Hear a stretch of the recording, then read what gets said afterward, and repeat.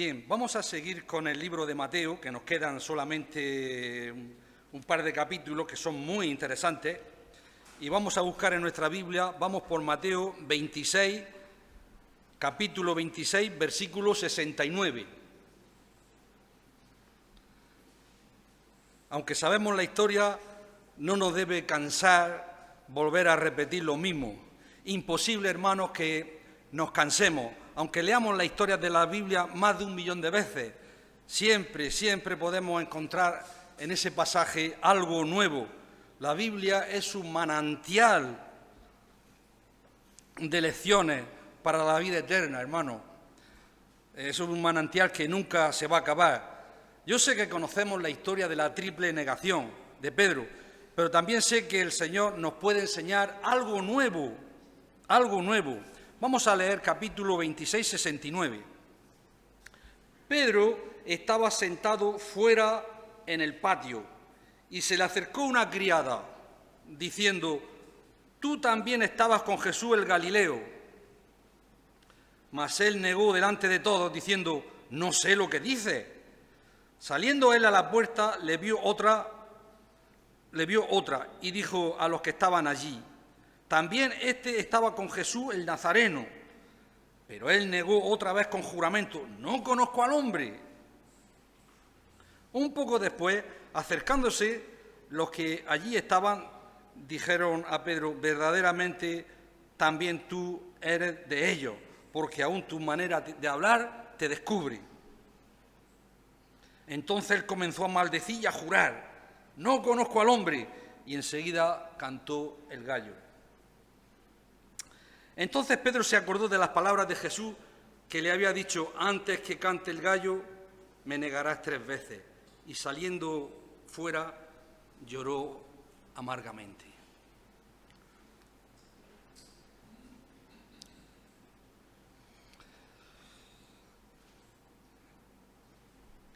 Vamos a comenzar este estudio comenzando con el versículo 69. La primera palabra es Pedro.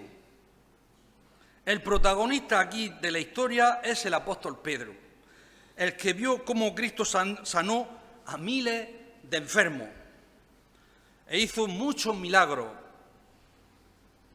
Y precisamente uno de los milagros fue que el Señor sanó a su suegra.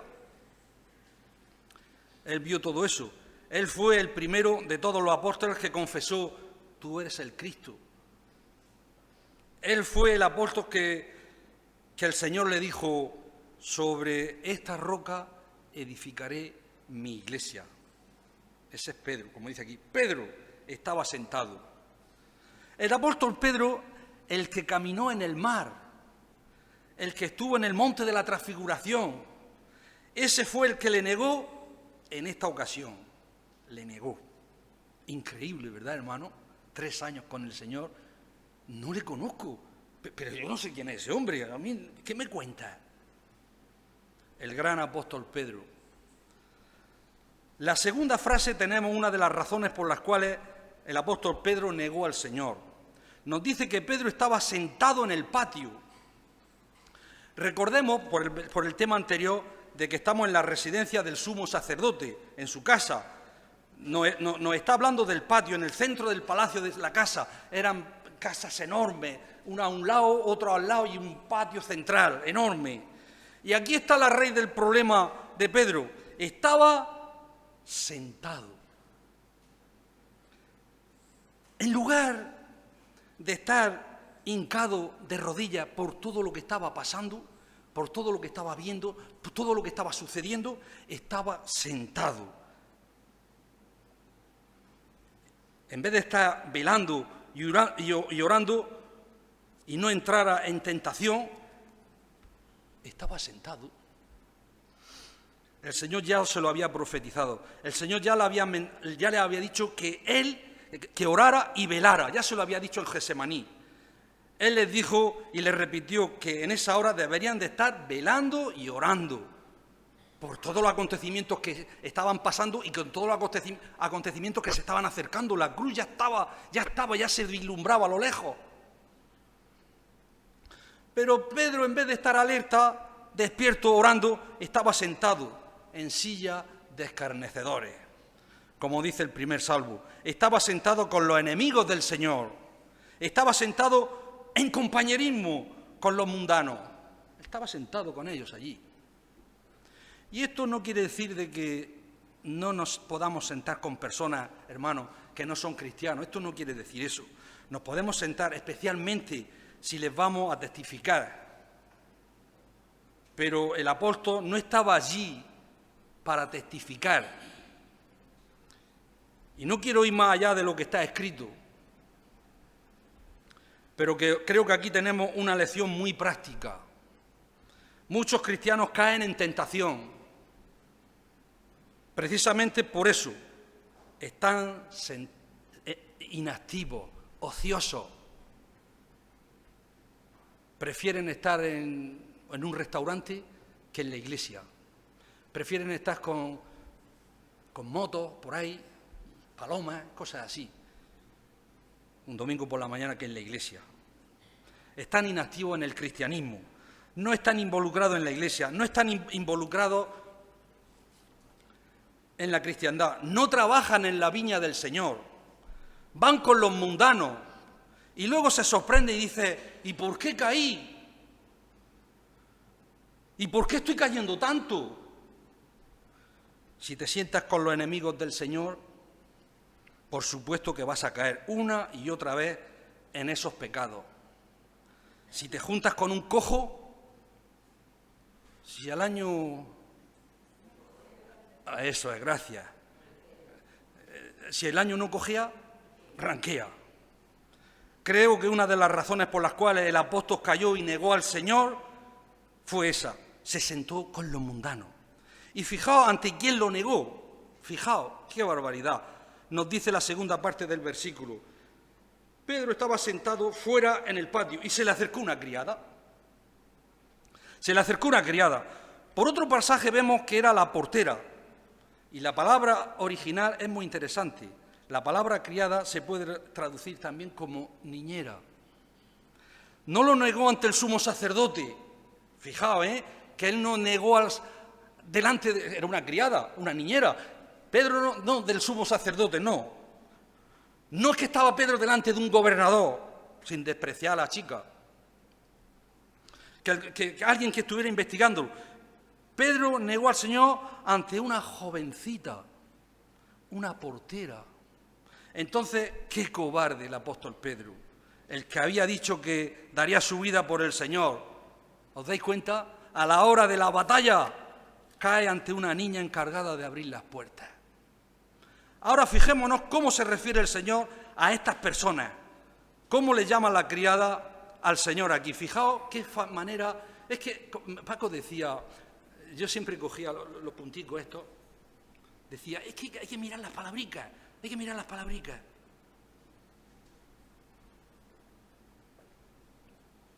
En el versículo 69 diciendo, tú también estabas con Jesús, el Galileo. Y notar en el 71, saliendo él a la puerta, le vio otra vez, y estaba con Jesús, el Nazareno, el Galileo y el Nazareno, despectivamente. Y aquí ya vamos empezando viendo algo de la humillación de nuestro Señor Jesucristo. Se le llama Jesús Galileo, cuyo nombre, fijaos, es admirable. Padre eterno, príncipe de paz. A él, estas personas le llaman el Galileo, despectivamente. A esas palabras, que es un término de desprecio en aquel tiempo. Hechos 2:7 dice, y estaban atónitos, maravillados, diciendo, ¿no son esos Galileos? Es un término de desprecio, despectivo. Aquí las personas estaban hablando en lenguas, pero en lenguas, en idiomas, en Hechos 2:7. Y estaban atónitos, maravillados, diciendo, mirad, ¿no son Galileos estos que hablan? Pues hablaban en francés, en inglés, en español, en fin, no sé, en rumano, no sé. No en cosas esas raras que nadie sabe lo que está diciendo. No, estaba hablando en idiomas, en lenguas. ¿Cómo es posible si estos son Galileos? Estos Galileos no tienen educación ninguna. Ellos son sin letra y de vulgo.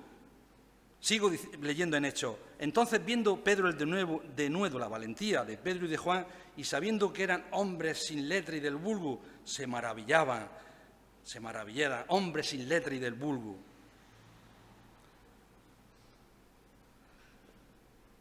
¿Cómo es posible que son estos galileos? Esas personas, los galileos, no estudian, no conocen la ley, son gente vulgar, y le llamaron Jesús Nazareno, el Galileo. Es decir, que era un pueblo de Galilea despreciado, de Nazaret. Hay otro término, Natanael. ¿De Nazaret puede salir algo bueno? ¿Recordáis eso? Es como si dijéramos, es que no quiero decir nombre. ¿De X sitio puede salir algo bueno? No va a salir de allí algo bueno ya que digo, no es que no quiero decir nombre. Bueno, sé que alguien lo toma más. Para esa gente el Señor era un hombre cualquiera de Galilea, un despreciado carpintero de Nazaret. Así le llamaban y así de humillante era para el Señor, muy humillante. Pero muy importante para nuestra salvación. Sin duda alguna, el Señor murió en ese... Quedaba poco precisamente para morir. Y lo hemos enfatizado mucho, pero ese día el Señor murió en la cruz como hombre, un hombre de carne y de sangre como tú y como yo, como nosotros. Cuando la gente lo veía, no creían que veían a un ángel o que tenían que le veían cierta áurea especial, como de un ser divino. No. La gente lo veía como un hombre común. Esto es muy importante para nuestra consolación, que Dios era un hombre de carne y de hueso. Así que por cuanto los hijos participaron, nosotros, hermanos, nosotros somos de carne y de sangre. Él también participó de lo mismo para destruir por medio de la muerte al que tenía el imperio de la muerte. Esto es al diablo. Qué fácil, ¿verdad, hermano? Ese Dios dice, a mí si me clavan en la cruz, a mí esto me da igual. Yo no tengo enfermedades, yo no tengo problemas económicos, sociales, yo no tengo nada. Es que así es muy fácil ser Dios, ¿verdad? Pero Él participó de carne y de sangre. Me preparaste cuerpo. Era un hombre como nosotros, pero sin pecado. Así podemos estar seguros de nuestra salvación, pues Cristo vivió como hombre. Cristo cumplió la ley como un hombre en nuestro lugar. Él vivió la perfección, por eso podemos ser justificados, porque, dice la Escritura, porque lo que era imposible por la ley, por cuanto era débil por la carne, Dios enviando a su Hijo en semejanza de carne de pecado. Y a causa del pecado, condenó al pecado en la carne, condenó al pecado en Jesucristo, en la carne, en el Cordero de Dios que estamos alabando en esta mañana.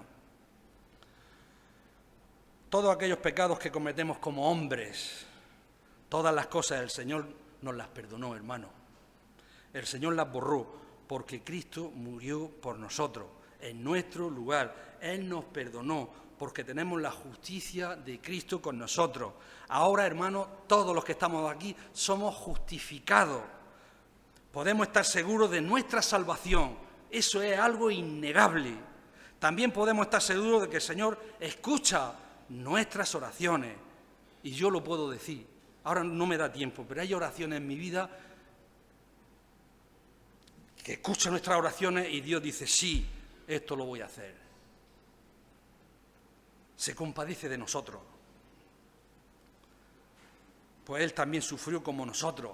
Él sufrió como no somos nosotros. Debilidades, hambre, sed, tentaciones, dolores en su cuerpo. Así como nosotros. Él fue niño, Él fue joven como nosotros, con las tentaciones como nosotros, pero sin pecado. Él sufrió mucho, Él lloró. Dice que ante la tumba de Lázaro lloró de sentimiento. Él cuando entró a Jerusalén derramaba lágrimas eternas de ver a Jerusalén cómo estaba, y dice que lloró.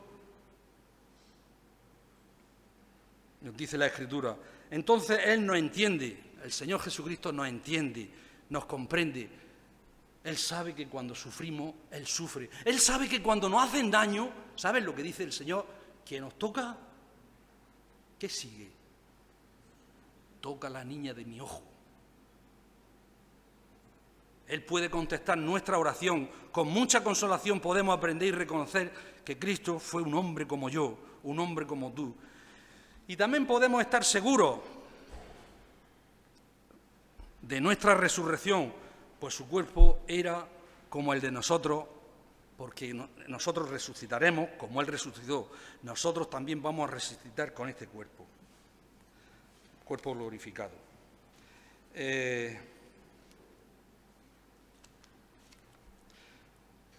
Voy a decir un ejemplo de un hombre que todo esto que os he dicho, como nosotros, resucitado, consolación, lo leyó en la Biblia, solo. Y a mí lo que él dijo, aquel hombre, me impactó. Él, todo esto que he dicho, solo, él no iba a la iglesia, donde él vivía no había iglesia. Y decía, soy un hombre encontrado por Jesús.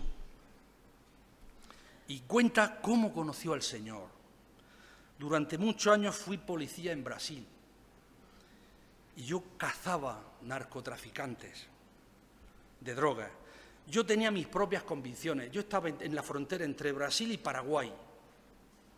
Yo no conocía al Señor Jesucristo. No conocía la Biblia. Yo tenía mi propia justicia, decía este hombre. Yo veía que cogíamos en la frontera traficantes de drogas, asesinos, delincuentes, y al día, yo los deteníamos, y al día siguiente la justicia humana los soltaba. Y llegué a una conclusión personal. Si la justicia no es capaz de... la justicia humana... estoy haciendo memoria. Si la justicia humana no es capaz de hacer justicia, la voy a hacer yo. La voy a hacer yo. Yo cogía a traficantes como policía. El único traficante bueno para mí era el traficante muerto. No tengo ni idea, recuerdo que decía, no tengo ni idea de los traficantes, de los delincuentes, cuántos asesiné. Por ahí, por Brasil, por todo eso, no sé. Y yo dormía diciéndome a mí mismo, yo estoy haciendo el bien a la sociedad, porque si yo los cojo y los traigo a la justicia, mañana los suelta. Caí enfermo mental. Si es que es normal, hacer estas cosas es que es normal. Caí enfermo y me retiraron de la policía. Y a medianoche, en mi locura, me levantaba y salía a la montaña como un lobo solitario, sin ropa, y lloraba y lloraba.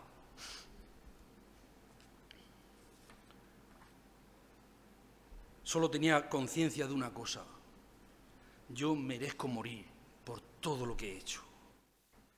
Intentó quitarse la vida en 2 ocasiones.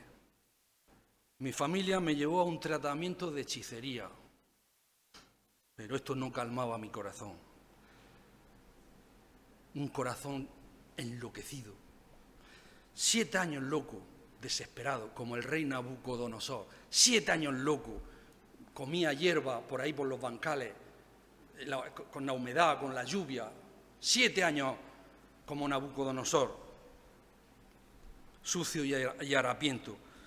Un día, esto que os he leído, esto que lo he sacado de la Biblia, justificado, amado, solo, él solo. Encontré en un viejo baúl una Biblia. Yo sabía que era la palabra de Dios, aunque no la entendía nada. Yo sabía que era un libro sagrado, pero yo no entendía nada de ese libro.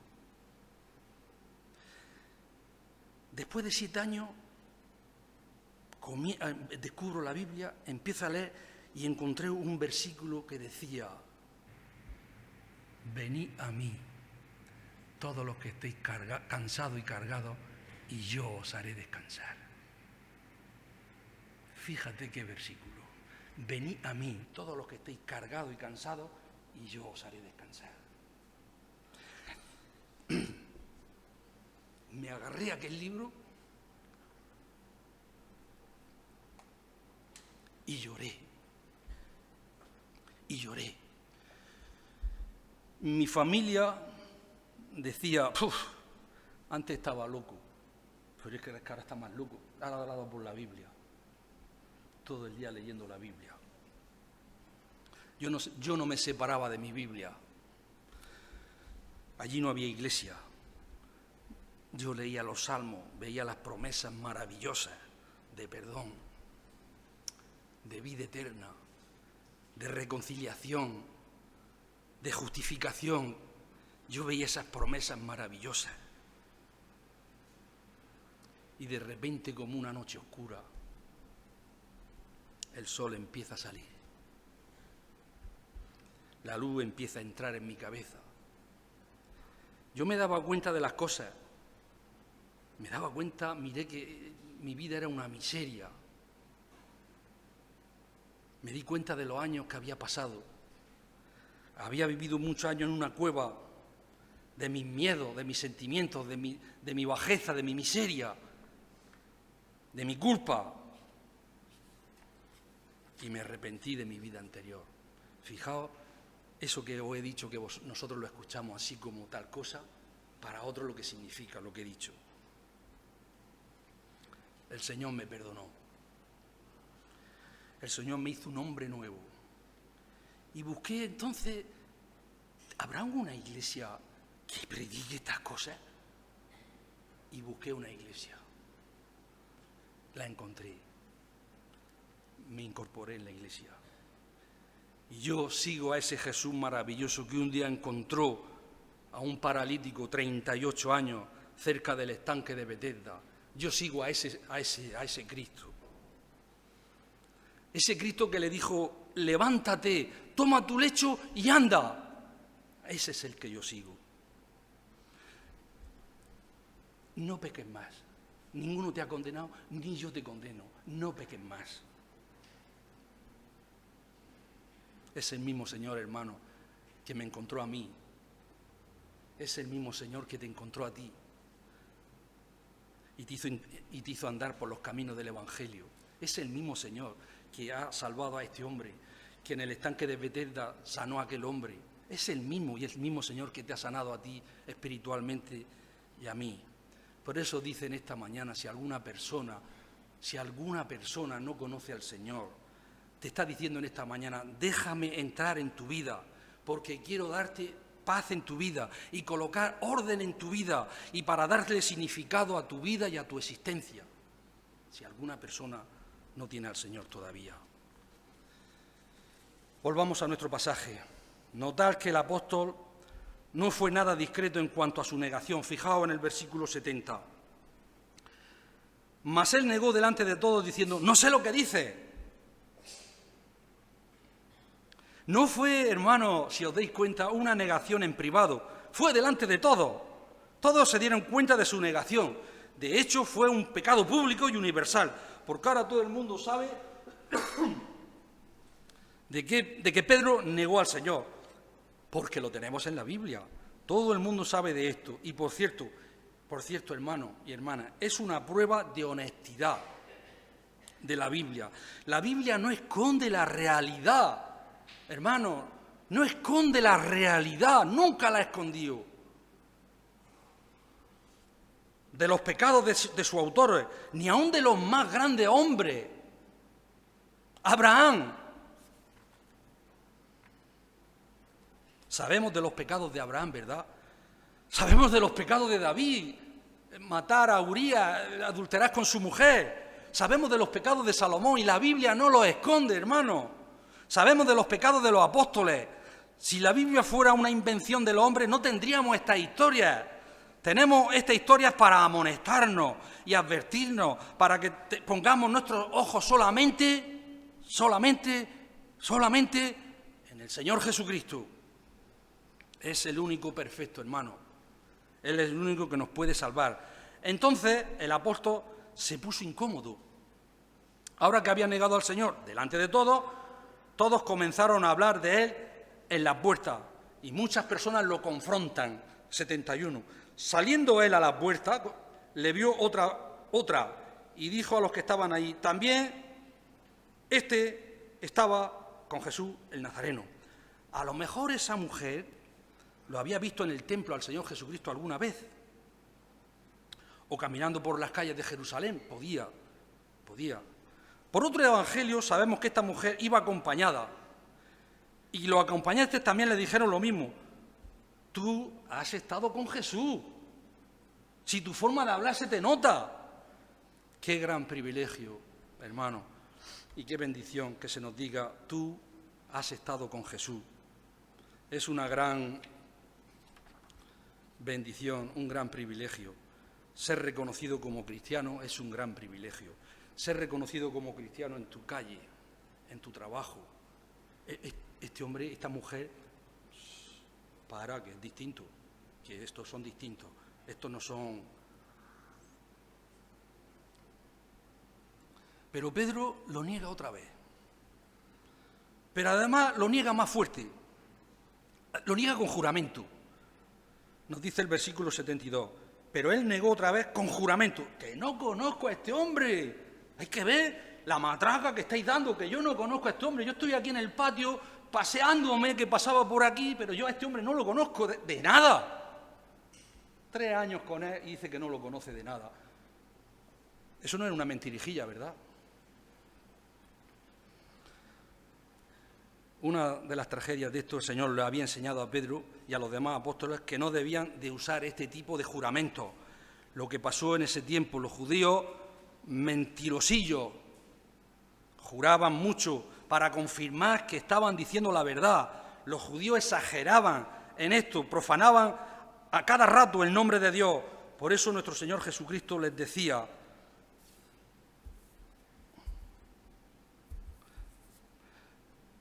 además, habéis oído en Mateo 5, dicho a los antiguos, no perjurarás. Perjurar quiere decir jurar en falso, sino cumplirás al Señor tu juramento. Pero yo os digo, no juréis en ninguna manera, hermano, no juréis, ni por el cielo, porque es el trono de Dios, ni por la tierra, porque es el estrado de sus pies, ni por Jerusalén, porque es la ciudad del gran rey, ni por tu cabeza jurarás, porque si no puedes hacer blanco o negro un solo cabello, vuestro sí, termina diciendo, sea sí, y vuestro no, sea no. Y no le des más reyes, porque lo demás de esto de mal procede. No le des más vueltas, vuestro sí es sí, vuestro no es no. No tienes por qué jurar. Debemos de decir siempre la verdad. No andar con juramento para reforzar que estamos diciendo. Debemos de decir siempre la verdad. El otro día hablando con Carmelo, digo, Carmelo, ¿te acuerdas de aquel mensaje que diste sobre la mentira? Dice, sí, me acuerdo. Digo, fue muy bueno. La mentira en los creyentes. Aquí el apóstol Pedro estaba hablando despectivamente del Señor. Notad cómo se refiere aquí al Señor. Nos dice en el versículo 7, ni siquiera, yo no conozco, él nos dice, fijaos, la poca educación, yo no conozco a ese rabí, podía haber dicho eso.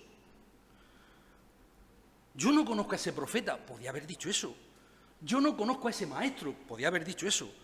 No conozco a este hombre, quita ya, yo no conozco. Lo desconoce totalmente. Rotundamente el apóstol Pedro negó al Señor y estuvo muy mal negarlo una vez, Estuvo muy mal negarlo 2 veces. Pero ¿sabéis qué? Lo negó 3 veces. Un poco después, el 73, un poco después, acercándose los que allí estaban, dijeron a Pedro, verdaderamente tú también eres de ellos, porque aún tu manera de hablar te descubre. Un poco después, Lucas nos informa que pasó pasó 1 hora. Esto quiere decir que el juicio del Señor no duró solamente 5 minutos, no. Los testigos falsos fueron muchos, se tomaron su tiempo, es decir, tomaron su tiempo para golpearle, burlarse de él. Después de 1 hora, los que estaban ahí en el patio se acercan a Pedro. Tenían algo de evidencia Querían una prueba de que había estado con Jesús, porque su manera de hablar le delataba. Eso quiere decir que reconocieron como un Galileo, dice Marcos. Tu manera de hablar es semejante a ellos. Entonces él comenzó a hablar y a maldecir. Para entender esto, Galilea está en la parte norte de Israel. Pedro era norteño y en Israel habían diferencias de acento, como ocurre aquí en España. Reconocieron que Pedro era de Galilea. Su manera de hablar lo delató. Y además traían un testigo. Juan habla en el libro de Juan, en paralelo, que llevaba un testigo. ¿Qué hizo Pedro? ¿Se arrepintió? Pensó, es cierto, soy un discípulo del Señor. ¿Qué hizo Pedro? ¿Se quedó callado? No tan solamente negó al Señor con juramento, no. Entonces él comenzó a maldecir y a jurar. Versículo 74. A maldecir y a jurar. No conozco al hombre. Y enseguida el gallo cantó.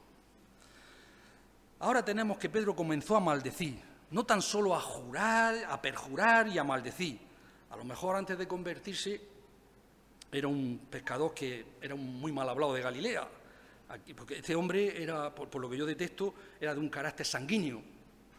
Carácter sanguíneo, el colérico tiene la mecha más corta. El sanguíneo tiene más mecha. Pedro era un sanguíneo.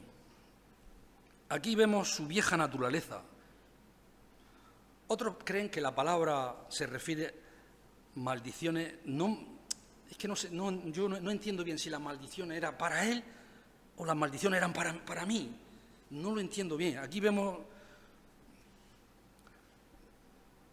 Yo no sé si es que. Uno cree que la palabra se refiere contra sí mismo. Yo entiendo que la maldición era contra sí mismo. Si la cosa era cierta, que la maldición sea contra mí mismo. La raíz de la palabra que usa Pedro es anatema. Entonces Pedro podía haber dicho algo así como: Dios me maldiga, Dios me mande un anatema contra mí si digo una mentira. Yo entiendo eso, porque no creo que maldijera a Dios, no lo creo. Que Dios me mande un anatema si yo no estoy diciendo la verdad. Entonces, si no estaba diciendo la verdad, estaba mintiendo. Entonces estaba profanando el nombre de Dios. Y aquí tenemos una lección práctica. Un pecado, hermano, te lleva a otros pecados. No tan solo mintió, Pedro mintió. Y de esto, si me diera tiempo, me gustaría hablar.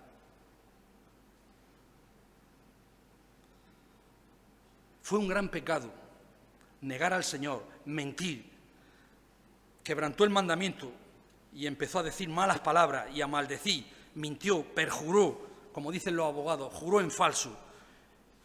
Y eso en el nombre de Dios en vano, usar el nombre de Dios en vano.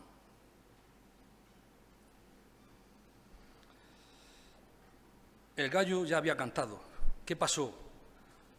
¿No se acordó cuando el gallo cantó por primera vez, Pedro? ¿No se registró en el cerebro de Pedro que ya había cantado una vez y ya se lo había dicho que antes que cante el gallo 3 veces? A lo mejor no lo escuchó, pero ahora sí, canta el gallo ya por 3ª vez y lo escucha. Y se queda congelado, Pedro se queda congelado. Ahora tengo una pregunta. ¿Cómo supo el gallo que tenía que cantar? Venga, teólogo. Venga, teólogo. Exactamente en ese instante. ¿Cómo sabía el gallo eso? ¿Cómo sabía el gallo que tenía que cantar en ese mismo preciso instante? La respuesta, Abel, es muy fácil. Creo yo. Se contesta con la pregunta: ¿cómo es que la burra de Balaán habló? ¿Cómo es que tantas codornices del mar, a 2 codos, a unos 90 centímetros, que el pueblo de Israel iba por el desierto y querían carne? Y entonces Dios envía carne y las codornices a 90 centímetros para que los israelitas cogieran. para que los judíos fácilmente las atraparan y comieran carne. ¿Cómo? ¿Cómo es posible de que el gran pez se le ocurriera tragarse a Jonás? ¿Cómo que un gusano se comió la calabacera? Sí que son cosas... La respuesta a todas estas preguntas es la misma. Dios soberano, Dios omnisciente, Dios lo sabe todo, Dios tiene poder para todo, omnisciente, omnisapiente. Dios, hermano y hermana, escúchame bien, Dios en control de todas las cosas, Dios en control de todas las cosas, Dios en control de nuestra vida. Fíjate bien lo que te estoy diciendo. Dios en control de nuestra vida, Dios en control de la naturaleza. Enmudece, calla, y el mar cesó. Incluyendo cuando a ti se te cae un cabello. De 70.000 cabellos que tenemos todos, Dios sabe que se te ha caído un cabello. De no sé cuántos millones de galaxias, de planetas, de no sé qué, el universo plagado de todo, sabe el nombre de cada uno de ellas. Sabe tu nombre. Sabe tu nombre. ¿Cómo te llamas? Lo más hermoso que tú tienes es cuando alguien te llama y te habla por tu nombre. Es bellísimo que te hablen por tu nombre. Pues Dios sabe tu nombre. Un pajarito cuando canta, sabe cuando cantan todos los gallos del mundo. Todos hemos visto un nido de gorriones. ¡Qué belleza! Y Dios cuida de que no caigan del nido estos gorrioncitos. Y ahora, cómo ese gallo cantó en ese instante en que Pedro negó al Señor. Pues muy fácil. Dios lo había programado en la genética de ese gallo aquel día. Pero además hubo algo que llegó a lo más profundo del corazón de Pedro. Esto sí le llegó al corazón. Y ya termino, perdonadme. Y Pedro dijo, hombre, no sé lo que dices. Y enseguida, mientras él todavía hablaba, el gallo cantó. Esto en un evangelio paralelo. Entonces, vuelto al Señor, miró a Pedro. El Señor miró a Pedro. Y Pedro se acordó de la palabra del Señor, que había dicho, antes que cante el gallo, me negarás 3 veces. Y Pedro, saliendo, cuando cantó 3 veces el gallo, Pedro, saliendo, lloró amargamente. ¿Cómo estaban los ojos de nuestro Señor Jesucristo en ese momento? ¿Cómo estaba el rostro de nuestro Señor? El Señor estaba sufriendo por nuestros pecados. Ya físicamente le habían golpeado, le habían dado en la cara golpes, estaba amorotonado, le habían escupido, le habían pegado con un garrote, le habían puesto espinas. La mirada del Señor estaba ya, que ya variaba, con los ojos inflamados, llorosos, sangrados. Pero para mí, lo que más le llegó a Pedro fue eso, la mirada. ¿Qué tipo de mirada fue? ¿Fue una mirada de enojo? Te lo dije, Pedro, te lo dije. ¿Fue una mirada de reproche? ¡Qué necio, Pedro!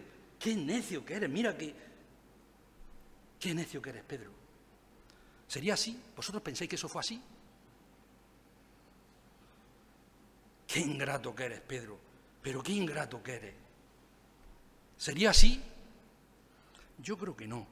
Yo me imagino que esa mirada llena de lágrimas, llena de compasión, lleno de fiebre, llena esa mirada de amor, como diciéndole, persevera, estoy orando por ti.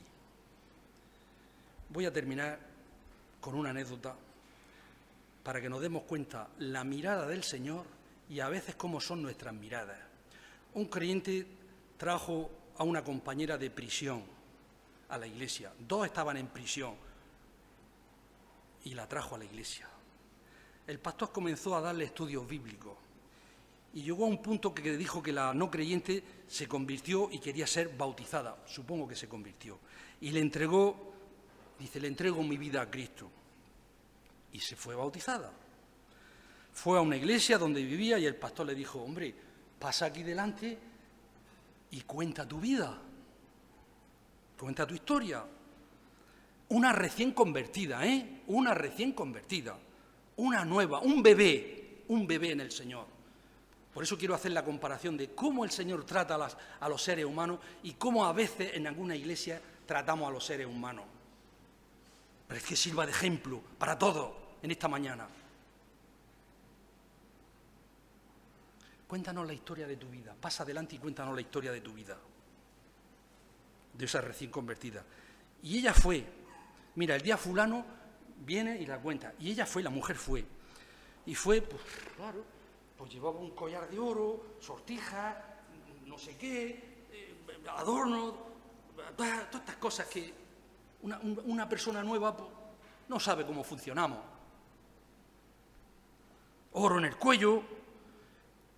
Y un joven, no tan joven, tendría unos 40 años, que nació y creció en la iglesia, levanta la mano y dice, ¿qué conversión es esa?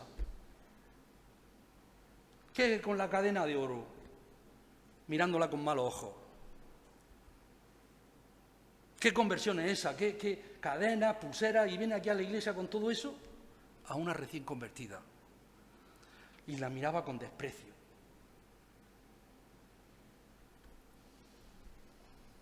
Nunca volvió a la iglesia. Nunca volvió a la iglesia. Si buscamos al responsable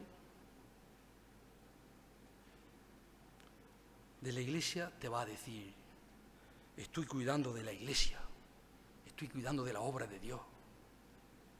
Y sin embargo, a una niña espiritual la saca de la iglesia. No miremos con desprecio. El Señor Jesucristo miró a las personas con amor, con cariño, con amabilidad. Recogía a los niños en su seno.